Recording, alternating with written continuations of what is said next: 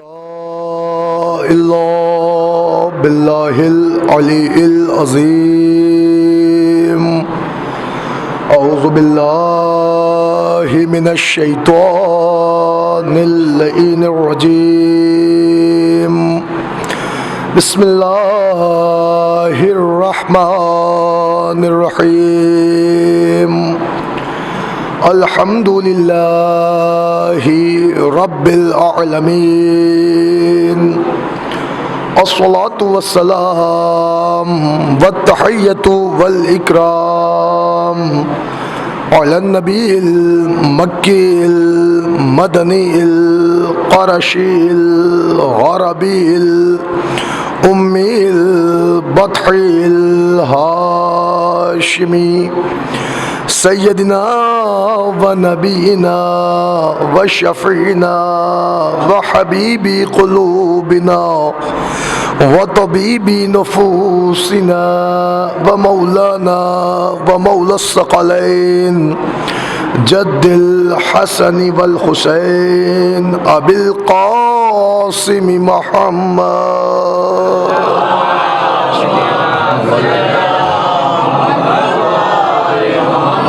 وعلى أهل بيته الطيبين الطاهرين المعصومين المظلومين المنتجبين المنتخبين ولعنة الله على أعدائهم ومنكري فضائلهم ومصائبهم وجلالتهم وسخاوتهم وعظمتهم وعطشهم ومحافلهم ومجالسهم وذكرهم وحقهم وبيانهم أجمعين من يومنا هذا إلى قيام يوم الدين. أما بعد فقد قال الله تعالى وتبارك في القرآن الحكيم وقوله الحق.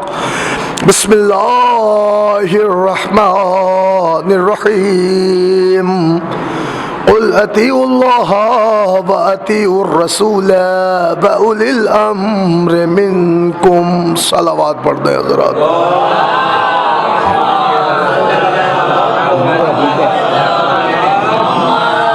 حضرات آپ سے گزارش ہے کہ ایک مرتبہ سورہ حمد اور 3 مرتبہ سورہ اخلاص کی تلاوت فرما کر مرحوم و مغفورہ ام حبیبہ بنت مجید حسین مرحوم کی روح کو ایصال فرما دیں.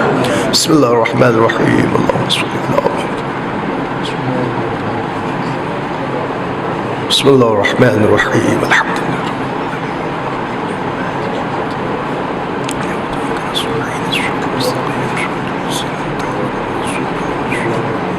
بسم اللہ الرحمن الرحیم.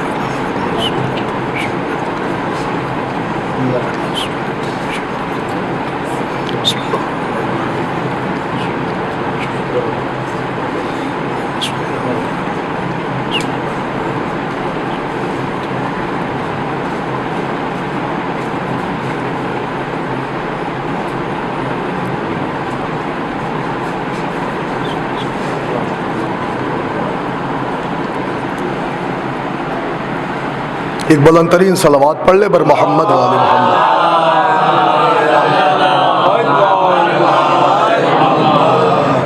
عزیزان گرامی، بزرگان ملت، معزز سامعین کرام، برادران ایمانی، عزاداران حسین مظلوم کربلا، ماتمداران غازی ابوالفضل عباس علیہ السلام. عزیزو، آپ کے علم ہے یہ مجلس ایک مومنہ کے ایصال ثواب کے سلسلے سے برپا ہوئی ہے اور حکم تھا تعمیل حکم آپ حضرات کی جناب میں چند لمحے کے لیے شرف حاضری میسر ہوا ہے.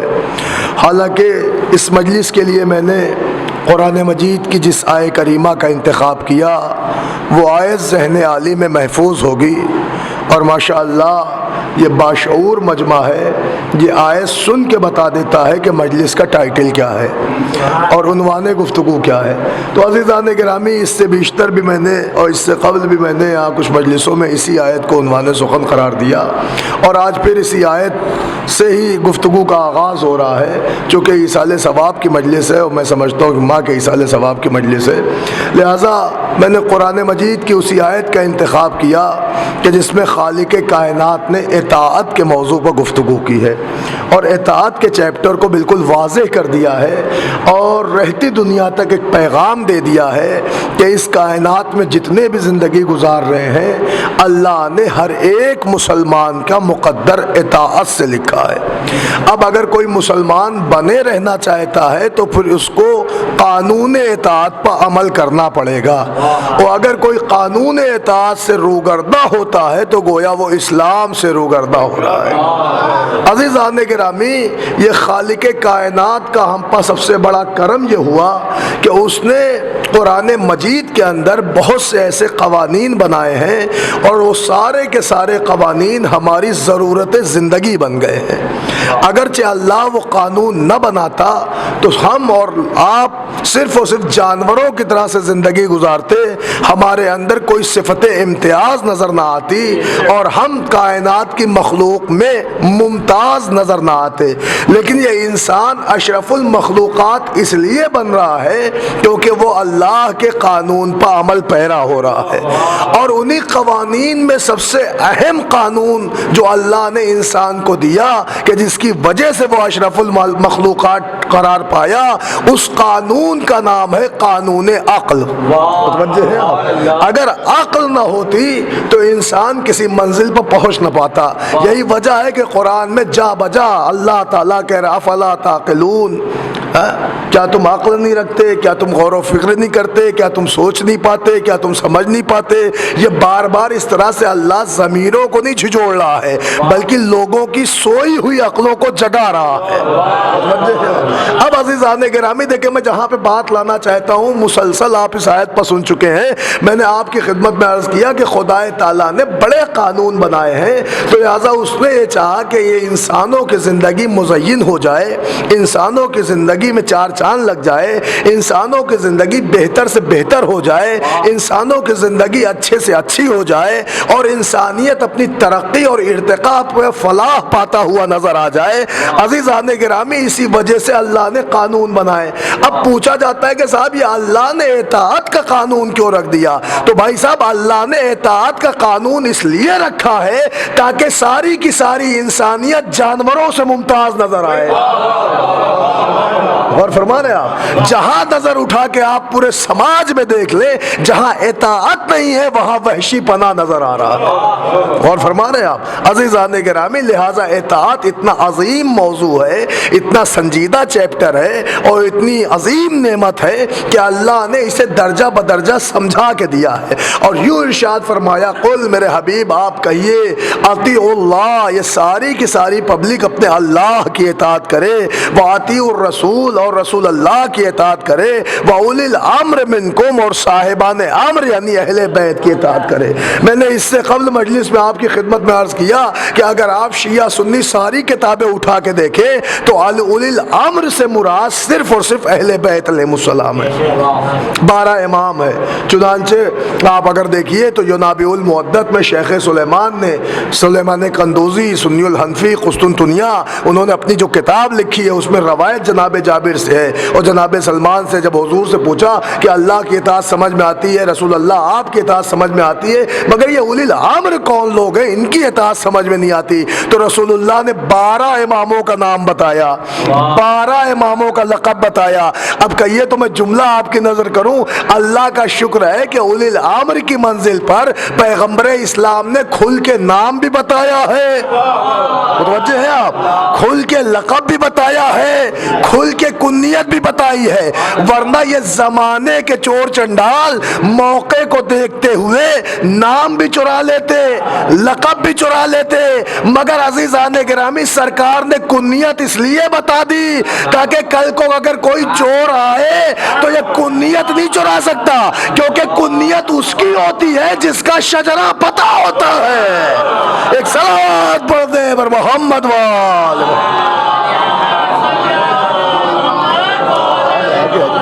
एक जरा मिलके मोहम्मद वाल।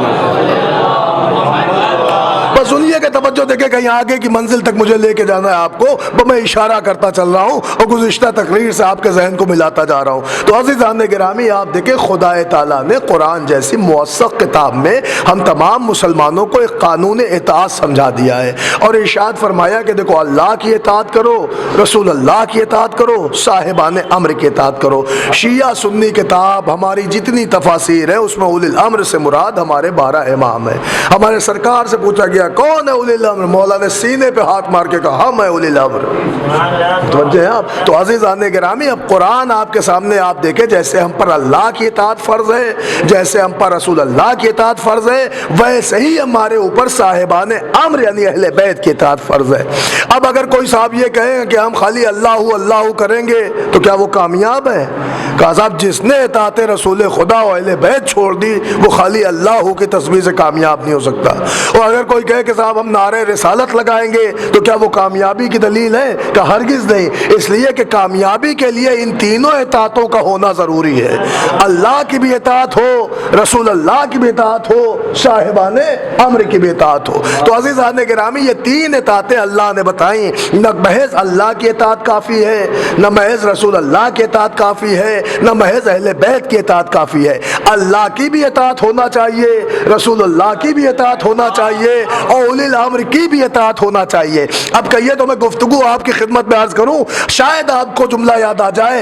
अज़ीज़ान गिरामी देखे इताअत इतना नफीस, इतना मकबूल, इतना अजीम और इतना बुलंद पाए का मसला है कि अल्लाह ताला ने इताअत के मामले को इतना कवी गर्दाना है कि अगर इंसान के पास दुनिया भर की इबादतें हो और इताअत ना हो तो सारी इबादतें बेकार।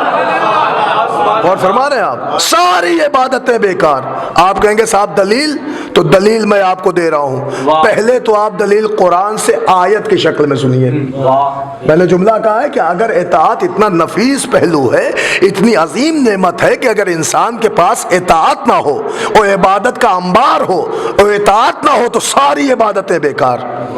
एक साहब बड़े नेकूकार हैं, बड़े सोशल वर्कर हैं, बड़ी खिदमतें करते हैं, रोज करबला जाते हैं, मुतवज्जे हैं आप, रोज मस्जिद में नजर आते हैं, नमाज शब उनकी नहीं छूटती है, बीमारों को अस्पताल में केले खिलाने चले जाते हैं, गरीबों को चादर उड़ा देते हैं, यतीमों के सर पे हाथ फेर देते हैं। साहब बड़े नेकूकार हैं, आप गौर फरमा रहे हैं आप। लेकिन अज़ीज़ान गिरामी अगर उनसे उनकी मां नाराज है, मुतवज्जे हैं, तो कहा साहब ये किसी काम की इताअत नहीं हुई। इताअत के मामले में आदमी ढीला ना हो। इसलिए मैं ये जुमला अर्ज कर गया क्योंकि मैंने हदीस रसूल पढ़ी है। अब सुनिएगा, माँ के उन्वान से हुजूर ने इरशाद फरमाया, हुजूर की हदीस सुनिए, रवायत कहती है कि एक बंदा यमन से हुजूर के पास आया। सुनिएगा फिर मैं मौजू पे आता हूँ। एक बंदा यमन से हुजूर के पास आया और आन के कहता, सरकार मैं यमन से आया हूँ, आपकी फौज में शामिल होना चाहता हूँ, मैं जामे शहादत नोश करना चाहता हूँ, मैं शहीद होना चाहता हूँ, मैं आपकी तरफ से तलवार चलाना चाहता हूँ, मैं मैदान में फातेह बन के लड़ना चाहता हूँ और गाजी बनना चाहता हूँ, शहीद होना चाहता हूँ, सरकार आप मुझे एंट्री दे दें। हुजूर ने कहा कहाँ से आए हो? का यमन से।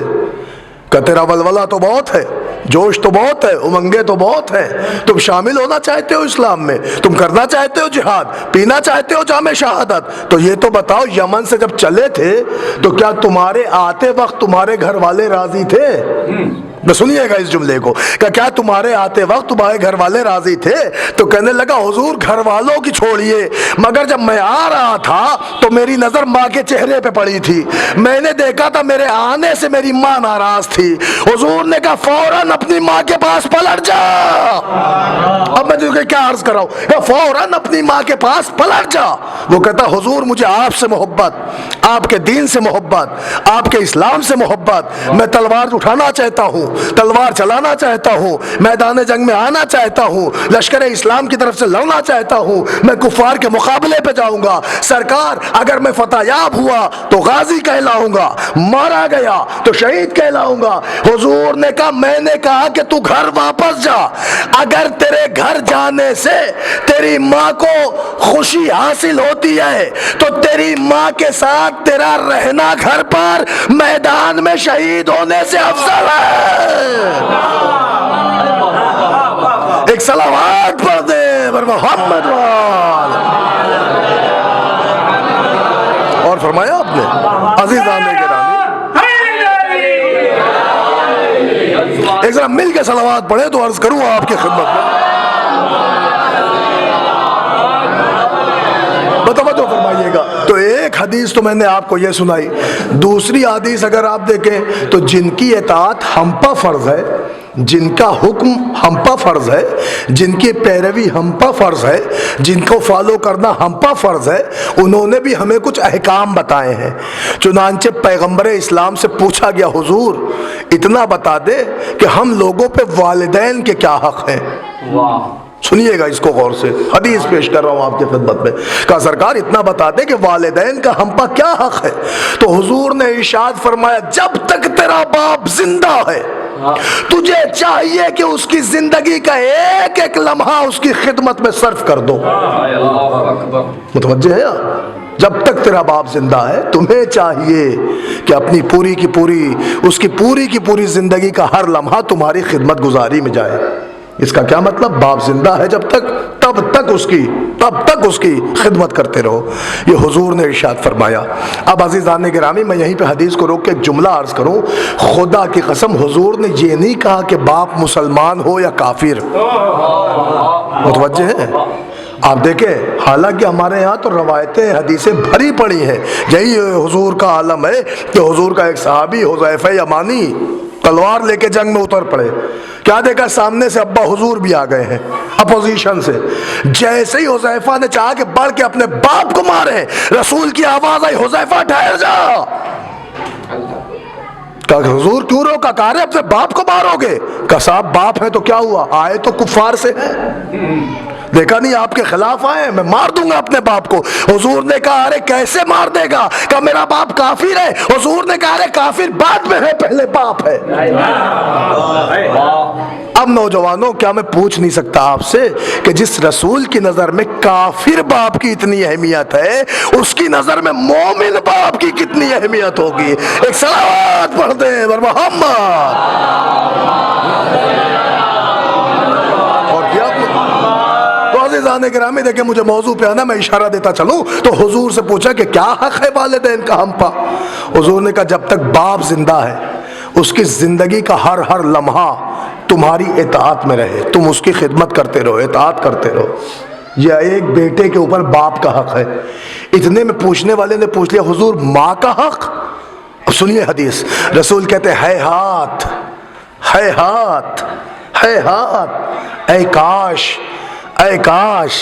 اے کاش کوئی ماں دنیا سے اس حال میں نہ اٹھی ہو کہ اس کا بیٹا اس کی خدمت نہ کر پائے۔ متوجہ ہیں آپ عزیزان گرامی کا حضور کتنی خدمت کریں کہ حق ادا ہو جائے گا۔ سرکار نے کہا اگر ریت کے ذرات کے برابر، سنیے آپ، بارش کے قطرات کے برابر اور پہاڑوں کے وزن کے برابر بھی سونا ماں کی خدمت میں انڈیل دو تو بھی اس ماں کا حق ادا نہیں ہو سکتا کہ جو اس نے 9 ماہ اپنے پیٹ میں رکھ کے تمہیں پالا ہے۔ ایک صلوات پڑھ لے بر محمد وال۔ اور کیا آپ نے لیکن سنیے آپ اطاعت میں آپ کو لا رہا ہوں ایک منزل پر. تو عزیزان گرامی, تو میں نے آپ کی خدمت میں جملہ کہا نا کہ اگر خدا کی قسم لاکھ ہمارے کارنامے بڑے اچھے ہیں, ہم بہت بڑے والے مولوی صاحب بن گئے ہیں, ہماری شہرت ہو گئی ہے, ہمارا نام چل رہا ہے, ہمارے وعدے آ رہے ہیں, لیکن ہمارے کردار سے ہماری ماں ناراض ہے, متوجہ ہیں, تو سب بیکار ہے. عزیزان گرامی, یہ بات میں اس لیے پہنچا رہا ہوں کہ نوجوانوں تک بھی پہنچنا چاہیے. اور اب تو ماشاءاللہ وہ ایام آ رہے ہیں, اللہ ہمارے تمام بزرگوں کو, تمام عزاداروں کو اپنے حفظ و امان میں رکھے. یہ 10 دن آقا حسین کی درسگاہ سجتی ہے, جہاں سے ہمیں طرح طرح کے میسیجز اور پیغام ملتے ہیں. تو عزیزان گرامی, اگر ہم سے کوئی لغزش ہوئی ہو, کوئی خطا ہو گئی ہو, کوئی کوتاہی ہو گئی ہو, ہمیں اس سے پہلے احادیث کا, قرآن کا, آیتوں کا علم نہیں تھا, تو اسے چاہیے کہ جا کے والدین سے معافی مانگے. متوجہ ہیں؟ ذات کا نام ہے کہ جس کی طرف حشاش بشاش چہرے کے ساتھ دیکھنا عبادت ہے. غور فرمان ہے, جس کی طرف دیکھنا عبادت ہے. عزیزان گرامی, تو میں نے عرض کیا نا کہ اگر اطاعت نہیں ہے تو عبادتیں بیکار ہیں. اور فرمایا آپ نے, اگر اطاعت نہیں ہے تو عبادتیں بیکار ہے. تو آئیے میں آپ کو قرآن کی ایک آیت سناؤں. کیسے آپ کہہ سکتے کہ صاحب اگر عبادت اطاعت نہیں ہے تو عبادت بیکار.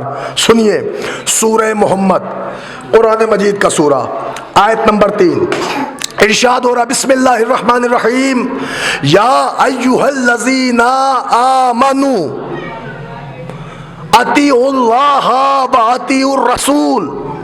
اے صاحبان ایمان, اے ایمان لانے والو, اللہ کی اطاعت کرو, رسول اللہ کی اطاعت کرو. آگے بڑھ کے تو اللہ نے قلم توڑ دیا. سنیے گا آپ مکمل آیت. اللہ نے کہا اے ایمان لانے والو, اللہ کی اطاعت کرو, رسول اللہ کی اطاعت کرو. آگے بڑھ کے کہا وَلَا تُبْطِلُوا أَعْمَالَكُمْ, اور اپنے اعمال کو باطل نہ کرو. معلوم ہو جو اللہ اور رسول کی اطاعت نہیں کرتا اس کا اعمال باطل ہو جاتا ہے. ایک صلوات پڑھ دے پر محمد وال. سنا آپ نے قرآن سے آئے, جو اعمال اس کا سارا باطل ہو گیا. اب سمجھ میں آیا کہ جو بھی اللہ کی اطاعت نہیں کرے گا, جو بھی رسول اللہ کی اطاعت نہیں کرے گا, اس کا سارا اعمال باطل. تو قرآن نے آپ کو سند دے کے سمجھایا بھی ہے, ماضی کا پردہ اٹھایا بھی ہے. میں کیا عرض کر رہا ہوں, ماضی کا پردہ اٹھایا بھی ہے کہ جو کوئی بھی اللہ یا رسول کی اطاعت نہیں کرتا ہے, وہ کتنا بڑا بھی عابد ہو, کتنا بڑا بھی زاہد ہو, کتنا بھی بڑا بھی نمازی ہو, کتنا بھی بڑا داڑھی والا ہو, اما کتنا بڑا بھی صحابی ہو, کیا سنیں, خدا کی قسم اس کے اعمال رائگاں ہو جاتے. یہ ہے قرآن. نظر اٹھاؤ تو تمہیں دونوں مثالیں مل جائے گی. اللہ کی بزم میں نمازی تھا, پیغمبر کی بزم میں صحابی تھا. ایک ساتھ پڑھ دے پر محمد, مل کے صلوات پڑھے پر محمد.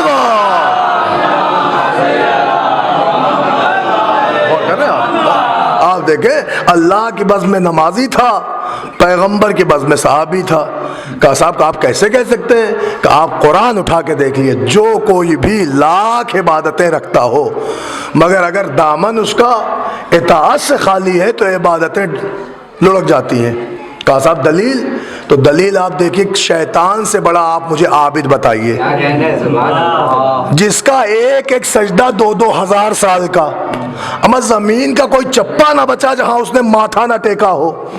اتنا بڑا سجدہ گزار, اتنا بڑا عابد شب زندہ دار, اتنا بڑا نمازی, اتنا بڑا پیشوا, ارے اس کو اس کی عبادت کے صلے میں پرموشن ملا, ملائکہ کی صف تک پہنچ گیا. مگر عزیزان گرامی تاریخ کھنگال کے دیکھ لیے, جب بھی زمین پہ کوئی وواد ہوتا تھا تو فیصلہ کرنے ابلیس آتا تھا. اب آپ سوچئے کتنا پاپولر تھا یہ, کتنا بڑا تھا, کتنا معیاری تھا, کتنا نمازی تھا, کتنا پرہیزگار تھا, کتنا عابد شب زندہ دار تھا, کتنا متقی و پرہیزگار تھا, اتنا بڑا عابد. متوجہ ہے, اما جس کی عبادت کا قصیدہ قرآن نے پڑھ دیا ہو, متوجہ ہے, इतना बड़ा आबिद था वो। लेकिन अजीजान गिरामी, इबादत में तो शैतान का कोई सानी था ही नहीं। ये सबने माना है, सबने बताया है, गवाही भी दी है। मालूम है इबादत के मामले में शैतान जैसा कोई था ही नहीं। मगर जब इसी बंदे का अल्लाह ने इताअत के जरिए इम्तिहान लिया, मुतवज्जे हैं आप, अल्लाह ने इताअत के जरिए इम्तिहान लिया, कहा झुको सजदे में, जाओ सजदे में, तो कुरान ने कहा कुल्लु मजमऊन, सब चले गए इल्ला इब्लीस, मुतवज्जे हैं, सिवाय इब्लीस के। इसका मतलब अल्लाह ने इसका इताअत से इम्तिहान ले लिया। जब इताअत से इम्तिहान लिया तो कहा सबने तो किया मगर ये अकड़ गया, ये अकड़ गया, ये अकड़ गया, अबा वस्तकबरा वकाना मिनल काफिरीन, ये तो अकड़ गया, मगरूर हो गया, वो तो था ही काफिरों में। मुतवज्जे हैं आप। अजीज आने गिरामी, अब मुझे सिर्फ एक नुक्ता आपकी खिदमत में पहुंचाना है कि आपने ये तशरीह देखी, कहा साहब जो इतना बड़ा आबिद था वो इताअत की मंजिल में आया, एक इताअत मिस हो गई तो सारी इबादतें बेकार।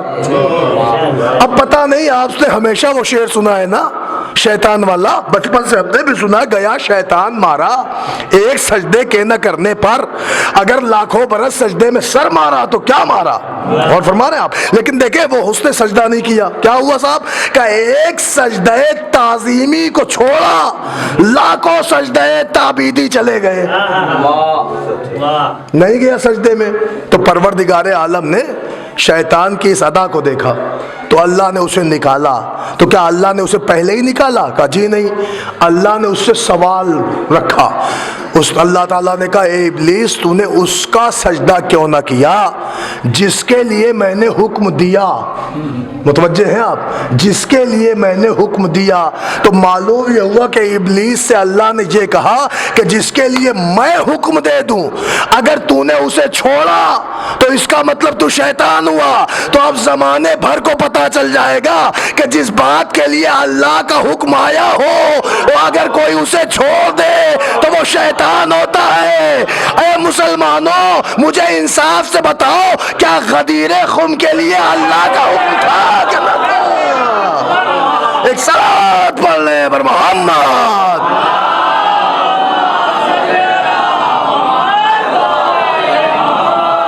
मिल के सलावत पढ़े पर मोहम्मद वाले मोहम्मद।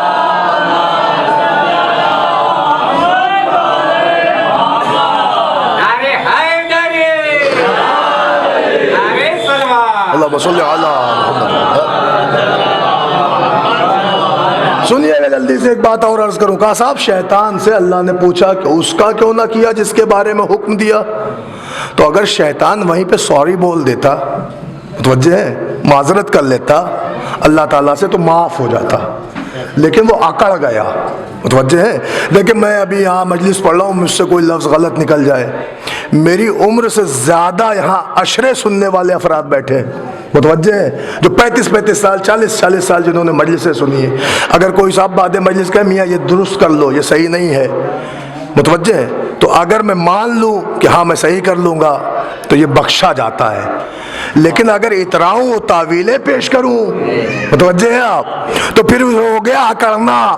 अल्लाह ने उससे पूछा कि भैया जिसके लिए मैंने कहा उसका क्यों ना किया। तो उसने कहा कैसे करता, मुझे आग से बनाया है, उसे मिट्टी से बनाया है।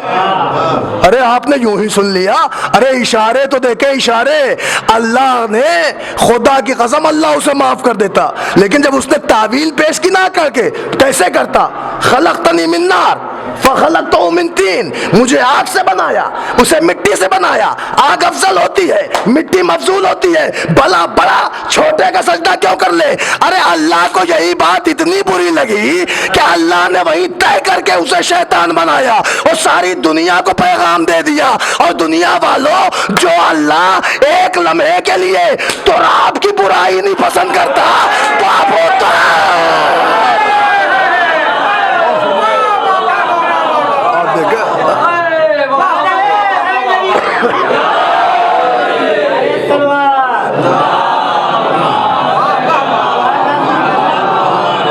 मिल के सलावत पढ़े पर मोहम्मद वाले मोहम्मद।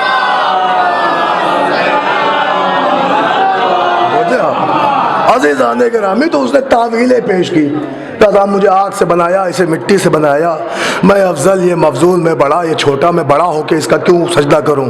متوجہ ہیں آپ؟ عزیزان گرامی اللہ نے وہی قلعہ قمع کر دیا، کہا تاکہ آنے والی نسلوں کو بھی پتا چل جائے جب اللہ تراب کی برائی نہیں سن سکتا، متوجہ ہے، تو کوئی ابو تراب کے خلاف بھونکے۔ عزیزان گرامی اتنا بڑا عابد و زاہد تھا، اللہ نے رجیم بارگاہ کر دیا۔ قرآن میں آیا تھا فخرج منہا انکا رجیم، نکل میری بارگاہ سے تو لعنتی ہو گیا۔ اب آپ مجھے بتائیں، تو پہلا سوال تو اللہ نے یہ کیا کہ حکم لے آیا اللہ، کہ جس کے لیے میں نے حکم دیا۔ دوسرا سوال تو اللہ نے قیامت ڈھا دی۔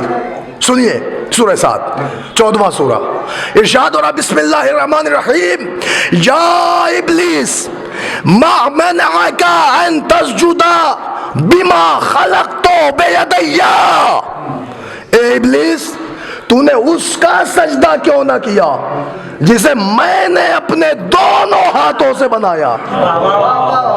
اور فرما رہے آپ، جسے میں نے اپنے دونوں ہاتھوں سے بنایا، جسے میں نے اپنے دونوں ہاتھوں سے بنایا۔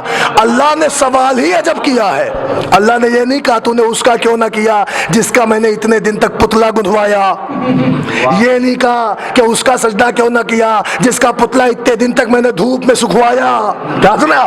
اللہ نے یہ نہیں کہا کہ تو نے اس کا سجدہ کیوں نہ کیا جس کے پتلے سے کھٹکھٹانے کی آوازیں آئیں، تو نے اس کا سجدہ کیوں نہ کیا جس کے پتلے میں نے اپنی روح ڈلوائی۔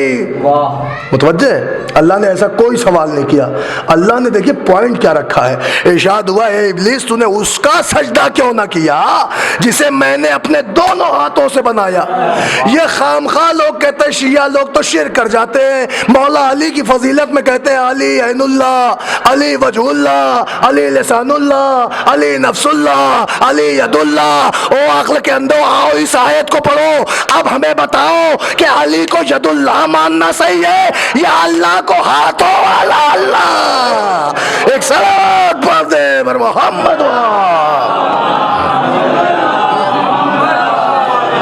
بدرہ مل کے صلوات پڑھے بر محمد وآل محمد۔ اور کیا عزیزان گرامی تو عالم اسلام بتائے کہ آخر کیا معاملہ، لیکن دیکھیں اللہ نے کیا نفیس پہلو دیا ہے کہ یہ بتاؤ ابلیس، ابھی تک ابلیس کہا ہے، شیطان نہیں کہا، لعنتی نہیں کہا، بھگایا نہیں، ابھی اس سے پوچھا جو عابد ہے، جو زاہد ہے، جو نمازی ہے، جو پرہیزگار ہے، جو سجدہ گزار ہے، جو عابد شب زندہ دار ہے، اللہ اس سے پوچھ رہا ہے میاں یہ بتاؤ تم نے اس کا سجدہ کیوں نہ کیا جسے میں نے دونوں ہاتھوں سے بنایا، دونوں ہاتھوں سے بنایا۔ اب جو جواب نہ دے سکا تو اللہ نے اسے نکالا اور لعنتی بنایا۔ میں کہتا ہوں معبود تو نے اسے لعنتی کیوں بنایا؟ اتنا بڑا نمازی تھا، اس کے مقابلے میں کسی کی نماز نہیں، اس کی ٹکر میں کسی کی عبادت نہیں، اس کے جیسا کوئی نمازی نہیں، معبود اسے لعنتی کیوں بنایا؟ کہا دیکھا نہیں جسے میں نے اپنے دونوں ہاتھوں سے بنایا یا اس کا انکار کر گیا؟ تو مسلمانوں تم پر جیسے اطاعت خدا ہے ویسے ہی اطاعت رسول ہے۔ اگر اللہ کسی کو دونوں ہاتھوں سے بنائے کوئی انکار کرے تو وہ لعنتی، اور اگر محمد کسی کو دونوں ہاتھوں پہ اٹھائے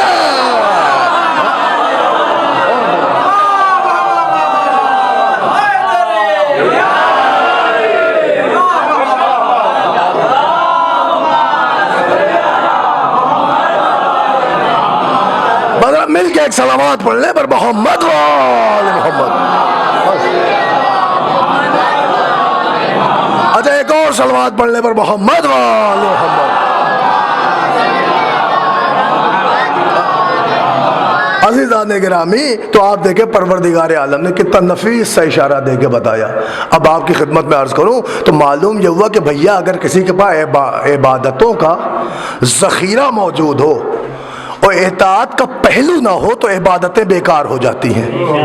نظر اٹھائیے شیطان کا کردار بتا رہا ہے، متوجہ ہیں، اور نظر اٹھائیے تو قرآن کی آیت بتا رہی ہے کہ اطاعت کرو ورنہ اعمال باطل ہو جائیں گے، متوجہ ہیں، اطاعت کرو ورنہ اعمال باطل ہو جائیں گے۔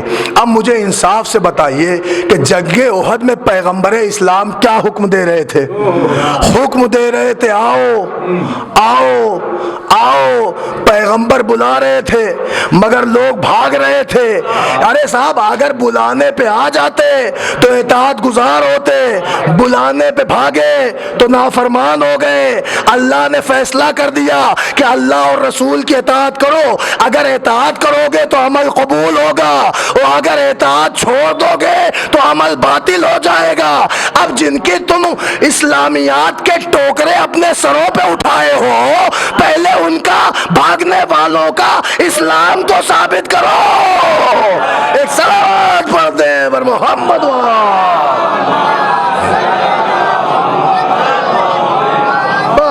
گرامی اسباب رحمت کو سمیٹنا ہے, گفتگو تمام کرنا ہے, تو لہٰذا اس نے اپنی بدعقلی دکھائی اور جہالت دکھائی جو اکڑ گیا اللہ کے سامنے, اور اکڑ کے اس نے کہا میں آگ سے بنا ہوں, میں نہیں کر سکتا. عزیزان گرامی اب آپ ذرا سا ایک حدیث میں آپ کو سنا دوں اور بات کو آگے بڑھاؤں. دیکھیں ہمارے یہاں بڑی معروف کتابیں ہیں, اصول کافی کتب اربعہ میں سے ہے, اس کی میں ایک حدیث سناتا ہوں آپ کو. آپ خالی اس سے اندازہ لگائیے. ہمارے امام غالباً امام ششم حضرت امام جعفر صادق علیہ السلام, چھٹے امام فرماتے ہیں جب حضرت آدم دنیا میں آئے تو اللہ نے جبریل کے ذریعے آدم کے پاس 3 تحفے بھیجے. ایک تھا تحفہ حیا, ایک تھا تحفہ دین, اور ایک تھا تحفہ عقل. اللہ نے 3 تحفے بھیجے اور یہ کہا کہ ان تینوں کو لے کے جاؤ, آدم کے پاس رکھنا اور ان سے کہنا اس میں سے ایک لے لو, 2 واپس جائے گا, 2 ہم اپنے ساتھ واپس لے آئیں گے. تو جبریل بھی حضرت آدم کے پاس آئے. دیکھیں آپ کی موثق کتاب اصول کافی باب العقل سے حدیث ہے. مولا فرماتے ہیں کہ حضرت جبریل آدم کے پاس 3 تحفے لے کے آئے, اور آن کے جبریل نے حضرت آدم سے کہا آدم یہ اللہ نے تمہارے لیے 3 تحفے بھیجے ہیں, مگر شرط یہ کہ ان تینوں میں سے ایک چوز کرو, 2 ہم اپنے ساتھ واپس لے جائیں گے. متوجہ ہیں آپ؟ تو حضرت آدم نے کہا بھائی وہ تحفے تو بتاؤ کیا ہے. تو جبریل نے کہا ایک تحفہ ہے تحفہ حیا, غیرت, شرم کا, اور دوسرا تحفہ ہے تحفہ دین. متوجہ ہیں؟ پھر کہا اچھا تیسرا تحفہ, تو حضرت آدم سے جبریل نے کہا تیسرا تحفہ ہے تحفہ عقل. غور کریے گا, 3 تحفے حضرت آدم کو بتائے. اچھا آپ یہ بھی سن لیں کہ جبریل نے یہ بھی کہا ان تینوں میں سے کسی ایک کو آپ لے لیں, 2 ہم اپنے ساتھ واپس لے جائیں گے. اللہ کا شکر ہے کہ آدم تھے, مولوی نہیں تھا. اور فرمائے آپ, ورنہ حضرت جبریل کو زحمت ہی نہ ہوتی. مولوی ہوتا تو کہتا رہے آپ کیوں زحمت کریں گے, ڈھو کے لائیں پھر ڈھو کے لے جائیں گے.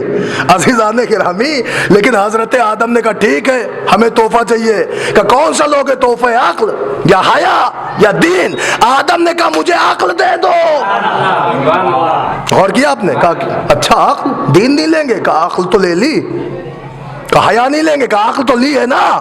اب سنیے جملہ, حضرت آدم نے عقل لے لی, عقل, تو جبریل مڑے دین کی طرف, جبریل مڑے حیا کی طرف, اور انہوں نے ایک جملہ کہا. مڑتے ہی جبریل نے کہا اے حیا اے دین, پہلے سے یہ طے ہوا تھا کہ تینوں میں سے ایک آدم لے لیں گے, 2 کو ہمارے ساتھ چلنا پڑے گا. تو حیا تیار ہو جاؤ, چلو میرے ساتھ. حیا نے کہا جبریل بسم اللہ آپ جائیں, اس لیے کہ حیا وہیں رہے گی جہاں عقل ہو. متوجہ ہیں آپ؟ جہاں عقل ہو. تو عقل ہے کیا؟ کہ عقل کا معیار یہ ہے کہ اس کے اندر اطاعت ہوتی ہے, اور جہل کا معیار یہ ہے کہ اس کے اندر بغاوت ہوتی ہے. تو جو اطاعت گزار ہو وہ عقل ہے, جو بغاوت کرے وہ جہل ہے, جو بلانے پہ آئے وہ عقل ہے, جو بلانے پہ بھاگے وہ جہل ہے. حضرت آدم نے عقل لے لی, عقل معلوم ہو حیا سے کہتے چلو واپس, تو حیا نے کہا ہم عقل کو چھوڑ کے نہیں جائیں گے. تو آدم کے سامنے جبریل نے پھر دین سے کہا دین تم چلو, تو اس نے کہا تمہیں خبر نہیں, دین تو وہیں رہتا ہے جہاں عقل ہوتی ہے. متوجہ؟ یہ آپ کے مولا کی حدیث. اب جملہ عرض کروں, اس کا مطلب حیا بھی وہیں رہے گی جہاں عقل, دین بھی وہیں رہے گی جہاں عقل. جہاں عقل ہوگی وہیں دین ہوگا, جہاں عقل ہوگی وہیں حیا ہوگی. اب سمجھ میں آیا, حیا کا مقدر ہے اطاعت گزاری, جہل کا مقدر ہے نافرمانی. اب نظر اٹھا کے تاریخ میں دیکھیے کہ پیغمبر کا حکم ہوا آؤ, تو جو ٹھہرا رہا وہ عقل مسلمان جو بھاگ گیا وہ جاہل. اب دنیا ہم سے پوچھتی اسلام کس سے لیے ہو؟ ہم کہتے ہیں عقل مندوں سے لیے ہیں، جاہلوں سے نہیں لیے ہیں. لیکن جنگ احد نے فیصلہ سنا دیا کہ علی نے کھڑے ہو کے بتایا کہ ہمارے پاس حیا بھی ہے، عقل بھی ہے، دین بھی ہے. بھاگنے والوں نے بتا دیا کہ جو بھاگ گئے وہ بے دین ہو گئے، بے حیا ہو گئے. ایک صلوات پڑھ دے پر محمد واد. ایک ذرا مل کے صلوات پڑھے تو عرض کروں آپ کی خدمت میں.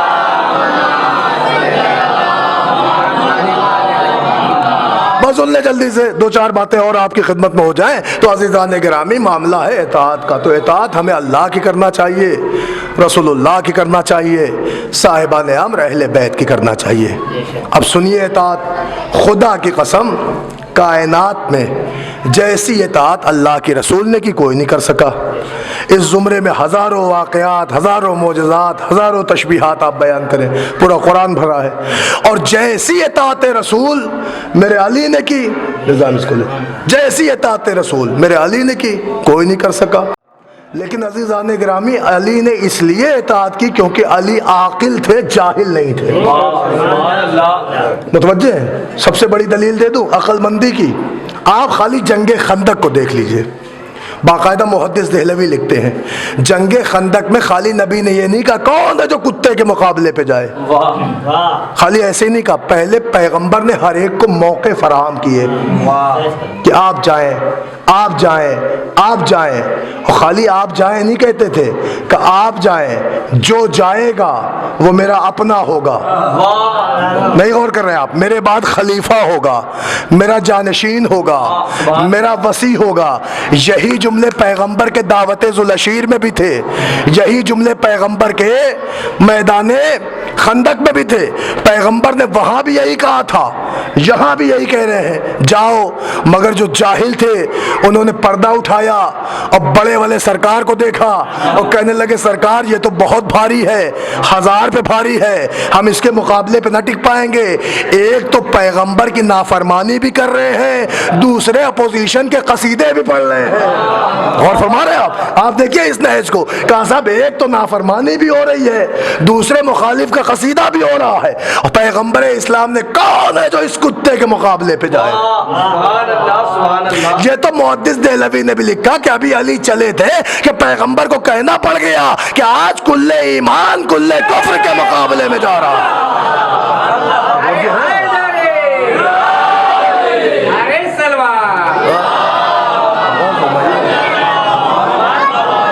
سنیے میں آپ کو کہا دیکھیں عقل ہی کی بات پہ آپ سن لیجئے کہ کیسی عقل کا آج کل ایمان کل کفر کے مقابلے پہ جا رہا ہے. اصل میں تھے تو فوج میں بہت سے، لیکن پیغمبر کی زبان سمجھنے کا طریقہ کسی کے پاس نہ تھا، جہالت سے لبریز تھے.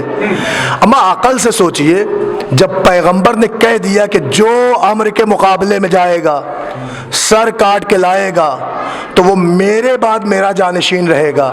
اس کا مطلب پیغمبر کی زندگی جب تک ہو اس کے بعد اسے بننا ہوگا جانشین. تو پیغمبر نے خالی بھیجا نہیں ہے بلکہ زندگی کی ضمانت لی ہوئی ہے. متوجہ ہے؟ پیغمبر نے کہا جو جائے گا وہ میرا جانشین بنے گا. کب بنے گا؟ جب سرکار نہیں رہیں گے تو وہ خلیفہ ہوگا، جب سرکار نہیں رہیں گے تو سردار رہے گا، جب سرکار دنیا سے چلے جائیں گے تو وہی جانشین رہے گا. عزیزان گرامی اب بتائیے ان جوہال کمپنی کے اندر میں آپ کی خدمت میں کیا عرض کروں، میں کیسے ثابت کروں کہ بھائی پیغمبر تو پوری زندگی کی ضمانت بھی لے رہے ہیں، تب بھی لوگ نہ تو جاتے ہیں اوپر سے اپوزیشن کا قصیدہ پڑھتے ہیں. علی نے جا کے دنیا کو بتایا کہ علی مرد میدان تو ہے ہی ہے، علی کل ایمان تو ہے ہی ہے، مگر علی کو زبان رسالت پر یقین ہے. ارے جب پیغمبر نے کہہ دیا کہ میرے بعد خلیفہ ہوگا تو اب کس کی مجال ہے کہ کوئی علی کو تحت کرے؟ ایک صلوات پڑھ دے بر محمد.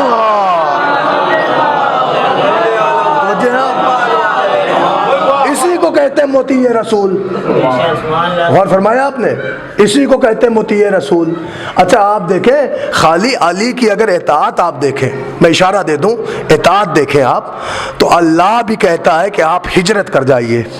اور فرما رہے ہیں آپ ہجرت کر جائیے اور اپنے بستر پر علی کو لٹا دیجئے. یا اللہ نے کہا نا کہ ہجرت کر جائیے، اپنے بستر پر علی کو لٹا دیجئے.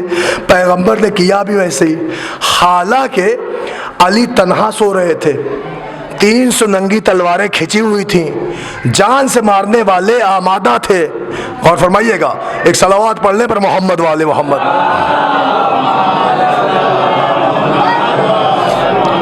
جان سے مارنے والے آمادہ تھے، علی تنہا تھے. ایسی پوزیشن میں پیغمبر نے کہا اپنے بستر پہ علی کو سلا کے جائیے. عزیزان گرامی، مجھے انصاف سے بتائیے پورے عرب میں کوئی تھا جو پیغمبر کی جگہ لے سکے، بستر پہ سو سکے؟ خدا کی قسم خلافت کے جھگڑے تو سب نے کیے ہیں، مگر بستر رسول پہ ننگی تلواروں کے سونے کے جھگڑے کسی نے نہیں کیے. متوجہ ہیں کیوں نہیں کیے؟ کیونکہ یہ جاہل تھے، عقل ہی نہیں تھی. حالانکہ پیغمبر صاف صاف بتا رہے تھے کہ جو میرے بستر پہ سوئے گا اسے کل صبح امانتیں بانٹ کے میرے پاس آنا پڑے گا. ضمانتیں تھی، مولا کائنات کو ضمانت دے دی. اس کا مطلب علی صرف مرد میدان نہیں، علی خالی شجاع نہیں، بلکہ علی زبان رسالت پر اعتماد کامل کا نام. مکمل ایمان ہے ان کا زبان رسالت پر، جو پیغمبر نے کہہ دیا تو ہو گیا. عزیزو، یہی وجہ ہے کہ جب کسی نے کہا سرکار آپ کی جان کو خطرہ ہے میرے مولا سے، تو میرے مولا نے یہی جملہ کہا ہے کہ علی کی جان کو اب خطرہ نہیں ہے، سن 40 رمضان میں خطرہ ہے. متوجہ ہیں؟ اس کا مطلب یہ کہ جب پیغمبر نے بتا دیا کہ تمہارا قاتل ذی ہوگا، نہ مردوں میں شمار ہوگا نہ عورتوں میں شمار ہوگا، علی وہ تمہیں قتل کرے گا، تو یہ ہے اعتماد علی کا زبان رسالت پر. غور فرمایا آپ نے؟ تو جیسا مطیع پروردگار نبی ٹھہرا کوئی نہیں، جیسا مطیع پروردگار میرا علی ٹھہرا اور مطیع رسول میرا علی ٹھہرا کوئی نہیں. اب جملہ عرض کروں، نہ نبی کے جیسا کوئی اللہ کی اطاعت کرنے والا ملا، نہ علی کی طرح کوئی اطاعت رسول کرنے والا ملا، اور نہ عباس کی طرح اطاعت امام کرنے والا ملا. بس عزیزان گرامی، اسباب رحمت سمیٹ رہا ہوں. آغاز محرم ہے، انشاءاللہ یہ سلسلہ جاری و ساری رہے گا. میں پڑھتا کچھ اور، لیکن بس دامن وقت میں گنجائش بھی نہیں ہے اور وقت بھی میں نے لے لیا. تو معلوم یہ ہوا کہ ایسا مطیع، ایسا فرما بردار کہ خدا کی قسم زندگی گزر گئی مگر کبھی بھائی کو بھائی نہ کہا، امام کو آقائی کہا ہے، امام کو مولائی کہا ہے. عزیزان گرامی، اب آپ اندازہ لگائیں، اسے کہتے ہیں اولی الامر کی اطاعت. اور ایسی اطاعت کہ جنازہ عباس کا لاشا، عباس کی میت پڑی ہوئی ہے، اور میت کیا کہ عباس زمین کربلا پہ تڑپ رہے ہیں. بڑا بھائی پہنچا، بڑا بھائی چھوٹے بھائی کے اوپر گر پڑا اور منہ پہ منہ رکھ کے کہا عباس میری کمر ٹوٹ گئی. عباس راہ چارہ مسدود ہو گئی. عباس تم نے کس حال میں اپنے آقا کو چھوڑ دیا. عزیزان گرامی، یہ سننا تھا کہ جب آہٹ محسوس کی ہے عباس نے اور محسوس کیا ہے میرا آقا میرے پاس ہے، تو لب ہلے اور لبوں سے ایک فقرہ آیا. کہتے آقا بس زندگی کی آخری خواہش ہے. مولا نے پوچھا میرے بھائی جلدی بتا دے تیری کیا خواہش ہے. اے نوجوانوں، اللہ آپ کے قوت بازو کو سلامت رکھے، اللہ آپ کے بھائیوں کو سلامت رکھے. عزادارو، جیسے ہی مولا نے پوچھا عباس کیا خواہش ہے، تو عباس کہتے آقا بس آپ کی زیارت کرنا چاہتا ہوں، مگر میرے مولا میری ایک آنکھ میں تیر لگا ہوا ہے، ایک آنکھ میں سر کا خون جم گیا ہے، مولا میں محروم ہوں زیارت سے. حسین نے دامن با انگشت مبارک میں لیا، عباس کی آنکھوں سے عباس کی آنکھوں سے خون صاف کیا، پھر یا علی کہہ کے ایک آنکھ سے تیر نکالا. عباس نے حسرت بھری نگاہوں سے آقا کو دیکھا. عباس دیکھ کے مسکرائے تو حسین ڈاڑے مار کے روئے. سنیے گا جملہ، عباس دیکھ کے مسکرائے تو حسین ڈاڑے مار کے روئے. عباس نے تڑپ کے کہا آقا ابھی میں زندہ ہوں، یہ میری زندگی میں رونے کے کیا سبب؟ تو حسین نے تڑپ کے کہا عباس تیری تمنا تو پوری ہو گئی مگر میری تمناؤں کا دم گھٹ رہا ہے. عباس تڑپ کے کہتے آقا کون سی تمنا؟ کہتے زندگی بھر آقا مولا کا کبھی پائی نہ کہا. عباس کے لب ہلے، آواز آئی بھیا جسم سے روح پرواز، اجرکم اللہ، اجرکم اللہ۔ خدا آپ کو کوئی غم نہ دے سوائے سید الشہداء کے۔ لو میں نہیں پڑھتا مصائب، لیکن ایک جملہ سن لیجئے کہ شہزادی عباس کی ماں، مادر عباس کو ام البنین اس لیے کہا جاتا تھا کہ ام البنین اسے کہتے، اس ماں کو کہتے جس کو لوگ کہیں بیٹوں والی ماں۔ دنیا کو جس کے بیٹوں پہ فخر ہو اسے کہتا ام البنین۔ شہزادی کا لقب تھا ام البنین، معلوم ہے اس لیے کہ 4 شیر جیسے بیٹے تھے، مگر عزیزان گرامی کیا قیامت ہو گئی کربلا میں جس کے 4 بیٹے مارے گئے۔ بقیامت سنو آپ، میں جملہ عرض کر دوں، مجلس تمام ہے، 1 منٹ کے اندر مجلس تمام۔ عزادارو تاریخ کہتی ہے جب بی بی ام البنین کو پتا چلا کہ کربلا میں میرے لال مار دیے گئے، گھر اجڑ گیا، میرا آقا مارا گیا، شہزادیوں کی چادریں چھینی گئی، اے عزادارو تو بی بی کا روز کا دستور ہو گیا تھا، روز اجڑی ہوئی قبرستان میں پہنچتی تھی، جنت البقیع میں بی بی ام البنین بیٹھ جاتی تھی، روز پرسہ دیتی تھی، مگر جب بیٹے یاد آتے تھے نا تو روایت کہتی ہے زمین کے اوپر قبروں کا نشان بناتی تھی، کبھی ایک قبر کا نشان کھینچے، پھر دوسری لکیر کھینچے، پھر تیسرا نشان کھینچے، پھر چوتھا نشان کھینچے، اور ایک ایک نشان پہ انگلی رکھتی، اپنے بیٹوں کو یاد کرتی، میرے لال جعفر تو ماں کو چھوڑ کے چلا گیا، تیری ماں تجھے نہ رو سکی، اللہ اکبر۔ پھر دوسرے بیٹے کو یاد کرے، میرے لال تو اپنی ماں کو چھوڑ کے چلا گیا، تیری ماں تجھے نہ رو سکی، دیکھ بیٹا میں اب پرسہ دے رہی ہوں۔